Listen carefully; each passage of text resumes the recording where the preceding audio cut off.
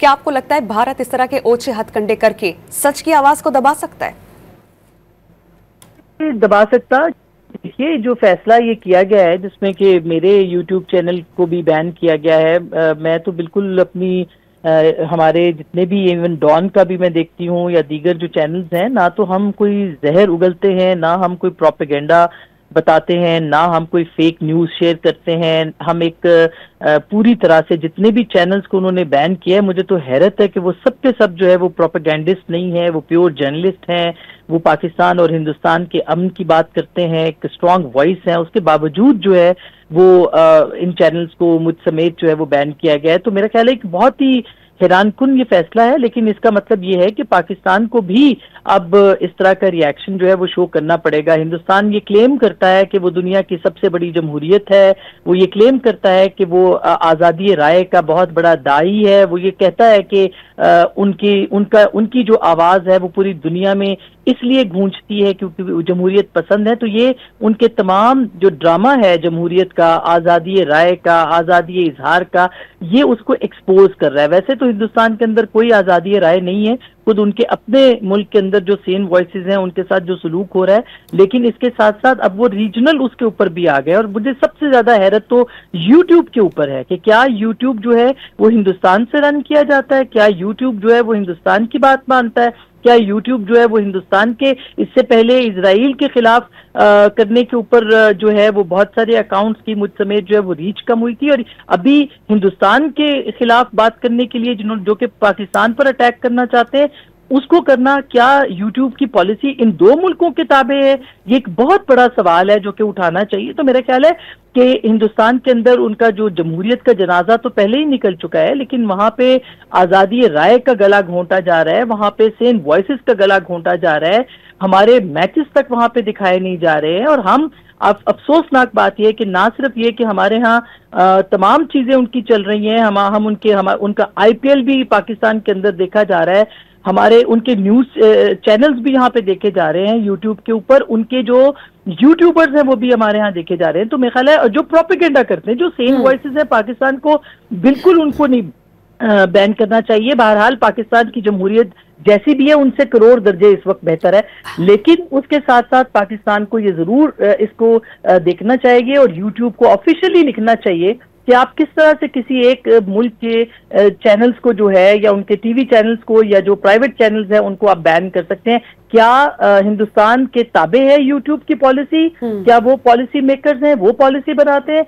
ये सबसे बड़ा सवाल है जो कि यूट्यूब से पूछने वाला है, और ये काबिल मुजम्मत है। किसी तरह के बैन, किसी तरह की पाबंदी को हम तस्लीम नहीं करते, और हम ये समझते हैं कि हमारी आवाज हिंदुस्तान में जा रही थी, सुनी जा रही थी, वो पाकिस्तान के पॉइंट ऑफ व्यू को समझ रहे थे, लॉजिकली समझ रहे थे, इसीलिए ये एग्जाम जो है वो किया गया। अच्छा आसमा शराय साहिबा, आपने सेन वॉइसेस का जिक्र किया इन इंडिया, लेकिन वहीं पर हम देखते हैं कि उनका मीडिया, जिनकी चैनल्स की बहुत बड़ी तादाद ऐसी है कि वो हुकूमत के कहे पर काम करती है कि खुद इंडिया के अंदर से गोदी मीडिया के नारे लग रहे हैं। तो अगर आप मुवाजना करें पाकिस्तानी मीडिया का विद इंडियन मीडिया, तो आप क्या कहिएगा कि एक तरफ बहुत ही हैजानी सी कैफियत है और दूसरी तरफ आप ठहराव, मुस्बत, हकाइक पर मबनी रिपोर्टिंग देखेंगे?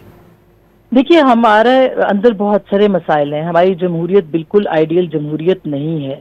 हम आज़ादी राय के लिए कल भी लड़ते रहे हैं, आज भी लड़ रहे हैं, लेकिन हमारा मीडिया हिंदुस्तान के मीडिया से फार बेटर है, बहुत बेहतर है, इसलिए कि हमारे मीडिया ने कभी स्टेट ओन्ड पॉलिसी नहीं चलाई है। हम वहां पे कंप्लीटली उनका मीडिया गोदी मीडिया क्यों कहलाया जाता है कि वो स्टेट कंट्रोल्ड मीडिया है। जो उनकी रियासत उनको देती है वो उसको मिनो अन जो है वो उसको पब्लिश करते हैं, उसको चलाते हैं।